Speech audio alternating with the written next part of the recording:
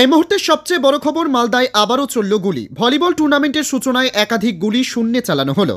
Video প্রকাশ্যে আসতেই চাঞ্চল্য মালদার মানিকচকের নূরপুর এলাকায়। Nurpur tiptop club and library কর্তৃপক্ষের উদ্যোগে বৃহস্পতিবার একটি ভলিবল টুর্নামেন্টের আয়োজন করা হয় নূরপুর উচ্চ বিদ্যালয় প্রাঙ্গণে।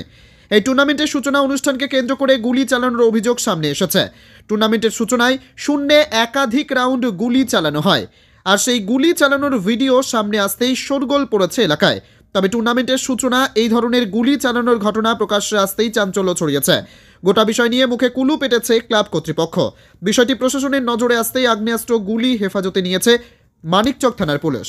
হচ্ছে যে বন্দুক নিয়ে ফায়ার করে খেলাটাকে উদ্বোধন করছেন। লাইসেন্স প্রাপ্ত ওই বন্দুক থাকতে পারে, কিন্তু এটা সমাজের পক্ষে একটা ভালো উদাহরণ না। যেখানেই হোক না কেন, আপনার নিরাপত্তার জন্য আপনি নিজে লাইসেন্স প্রাপ্ত বন্দুক রেখেছেন, সেটা ঠিক আছে। আমরা সচরাচর দেখি খেলার উদ্বোধন হলে হচ্ছে পায়রা উড়ায়, বেলুন ওড়ায়, এগুলো আমরা সাধারণত দেখি, এবং এটাই সমাজের একটা চিরাচরিত প্রথা। এমন কিছু উদাহরণ তৈরি করব না যে উদাহরণ সমাজের কাছে একটা খারাপ বার্তা দেয়। কেন, যেভাবে গত এক মাস ধরে আমাদের জেলাতে আজকে বিভিন্ন রাজ্যের দুষ্কৃতকারীরা এসে আমাদের এখানে নানান ঘটনা ঘটাচ্ছে, এবং হচ্ছে যে কয়েকটা ইনসিডেন্ট এখানে ঘটে গেল, যা নিয়ে হচ্ছে রাজ্য সরকারও ব্যতিব্যস্ত, মুখ্যমন্ত্রীও ব্যস্ত, তাকে মালদায় ছুটে আসতে হলো। আর এইভাবে যদি কেউ মনে করেন খেলার উদ্বোধনের জন্য কেউ বলবার চেষ্টা করছেন এটা নাকি ট্র্যাডিশনাল যদি হয় ব্রেক করা উচিত। সমাজে এমন কোনো উদাহরণ তৈরি করব না যে উদাহরণ পরবর্তী প্রজন্ম, তরুণ যুব সমাজের কাছে একটা খারাপ বার্তা দেয়।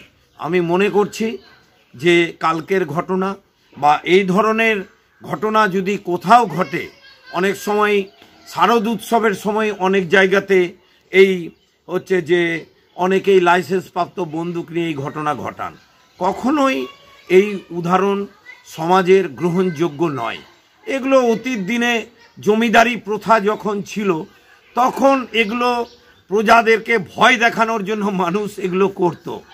এখন বামফ্রন্ট সরকার প্রতিষ্ঠা হওয়ার পর, লাল ঝান্ডার লড়াই প্রতিষ্ঠিত হওয়ার পর সব মানুষ সমান, সব মানুষ হচ্ছে যে তার রুটি রুজি জীবন জীবিকা নিয়ে ব্যস্ত আছেন।